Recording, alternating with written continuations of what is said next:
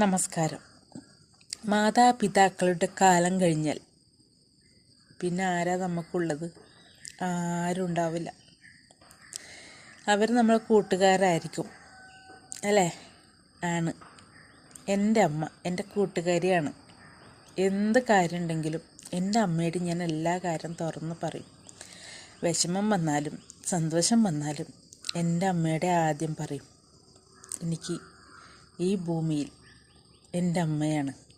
എൻ്റെ അമ്മേനാണ് എനിക്ക് ഭയങ്കര ഇഷ്ടം. എൻ്റെ അമ്മ എന്തെങ്കിലും നമ്മളെ വിട്ട് പോവുകയാണെങ്കിൽ സഹിക്കാൻ പറ്റില്ല എനിക്ക്. കാരണം എൻ്റെ കൂട്ടുകാരി, എൻ്റെ ഫ്രണ്ട് എല്ലാം എൻ്റെ അമ്മ. നമ്മളെ ഒന്ന് സഹായിക്കണമെങ്കിൽ നമ്മളമ്മ മാത്രമേ ഉണ്ടാവുള്ളൂ അല്ലേ? ആണ് സത്യം.